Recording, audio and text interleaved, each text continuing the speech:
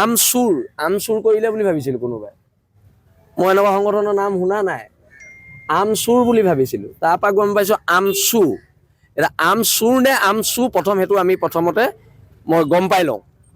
মই ভাবিলোঁ ক'ৰবাত কোনোবাই চুৰ কৰি নিলে শিৱসাগৰত, মই সেইটো ভাবিছিলোঁ। তাৰপৰা এতিয়াহে গম পাইছোঁ আমচু বোলে, আম চুৰ হোৱা নাই। মই বহুত আম চুৰ হ'ল বুলি ভাবিছিলোঁ চেণ্ট্ৰেল মাৰ্কেটৰ পৰা।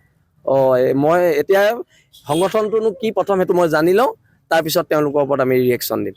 ঐক্যবদ্ধ খিলঞ্জীয়া মানুহ ইয়াত একত্ৰিত হৈছে, ধৰ্মৰ ঊৰ্ধত ইয়াত থলগুৰি মানুহ একত্ৰিত হৈছে। আৰু ইয়াক ধৰ্মীয় ৰহণ যদি কোনোবাই সানিব বিচাৰিছেতো ভুল বিচাৰিছে। আব্দুল ৰছিদ মণ্ডলৰ ওপৰত এতিয়া কংগ্ৰেছে কি ব্যৱস্থা লয় সেইটো লক্ষণীয় হ'ব। কাৰণ আব্দুল ৰছিদ মণ্ডলে খিলঞ্জীয়াৰ বিপক্ষে কথা কৈছে, কংগ্ৰেছৰ পৰা বহিষ্কাৰ কৰে নকৰে তাৰ ওপৰত কথা হ'ব। আজি প্ৰচণ্ড জাতীয়তাবাদী কিছুমান মানুহ, দুদিনমান আগলৈকে কমিউনিষ্ট হৈ থকা কিছুমান মানুহে আজি আওপকীয়াকৈ আমাৰ 30 জাতীয় জনগোষ্ঠীয় সংগঠনক বিজেপি দালাল, বিজেপি প্ৰৰোচনাত আমি কাম কৰিছোঁ বুলি ফেচবুক পোষ্ট দিয়া দেখিছোঁ। আওপকীয়াকৈ স্পষ্টকৈ কোৱা নাই, কিন্তু আমি তেখেতক কৈ দিওঁ আমি এদিন কমিউনিষ্ট এদিন জাতীয়তাবাদী মানুহ নহয়। আমাৰ 30টা জাতীয় জনগোষ্ঠীয় সংগঠন জাতীয়তাবাদ কৰি আছে, আৰু জাতীয়তাবাদ সদায় ধৰ্মৰ ঊৰ্ধত কৰি আছে। আমি হিন্দু মুছলমানক লৈ জাতীয়তাবাদ কৰা নাই, আমি জাতীয়তাবাদ কৰিছোঁ থলগিৰি খিলঞ্জীয়া মানুহখিনিৰ ভৱিষ্যত সুৰক্ষাৰ কাৰণে। আৰু এতিয়া আব্দুল ৰছিদ মণ্ডলে যি হুংকাৰ দিলে, সেই হুংকাৰ কাক দিলে?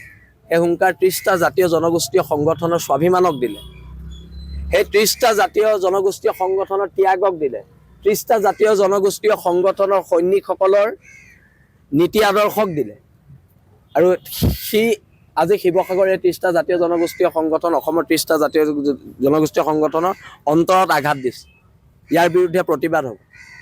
আমি কৈছোঁ যে ইয়াত থকা বহিৰাগত মানুহখিনি উজনি অসম ত্যাগ কৰিব লাগে, কাৰণ উজনি অসমখন আমাৰ ঘৰ। আমি প্ৰথম আমাৰ ঘৰখন আমি ছেফ কৰিব লাগিব, ছিকিউৰ কৰিব লাগিব। আৰু সেইকাৰণে আমি এটা কথা একদম স্পষ্টকৈ কৈ দিছোঁ যে 7 দিনৰ সময়সীমা আজি 3 দিন গৈছে, আৰু 4 দিনৰ ভিতৰত তেওঁলোকে ত্যাগ কৰিব লাগিব। তাৰ কাৰণে প্ৰত্যেক মানুহে সহযোগ কৰিব লাগিব। প্ৰত্যেক খিলঞ্জীয়া মানুহে, সি হিন্দু হওক সি মুছলমান হওক, সকলোৱে সহযোগ কৰিব লাগিব। আৰু ইয়াত ধৰ্মীয় মেৰুকৰণৰ যিটো ৰূপ দিয়া হৈছে, ধৰ্মীয় মেৰুকৰণৰ সেই ৰূপটোৰ বিৰুদ্ধে এইখন সংগ্ৰাম হৈছে। আমি এইটো দেখুৱাব বিচাৰিছোঁ যে উজনি অসমৰ থলগিৰি মানুহ না হিন্দু না খ্ৰীষ্টান না মুছলমান, আমি ইয়াত থলগিৰি হিচাপে জীয়াই আছোঁ, অনাদি অনন্তকাললৈকে থলগিৰি হিচাপে জীয়াই যাম। আমচুৰ কৰিলে বুলি ভাবিছিলোঁ কোনোবাই। মই এনেকুৱা সংগঠনৰ নাম শুনা নাই, আমচুৰ বুলি ভাবিছিলোঁ। তাৰপৰা গম পাইছোঁ আমচু। এতিয়া আমচুৰ নে আমচু প্ৰথম সেইটো আমি প্ৰথমতে মই গম পাই লওঁ। মই ভাবিলোঁ ক'ৰবাত কোনোবাই চুৰ কৰি নিলে শিৱসাগৰত, মই সেইটো ভাবিছিলোঁ। তাৰপৰা এতিয়াহে গম পাইছোঁ আমচু বোলে, আম চুৰ হোৱা নাই। মই বহুত আম চুৰ হ'ল বুলি ভাবিছিলোঁ চেণ্ট্ৰেল মাৰ্কেটৰ পৰা।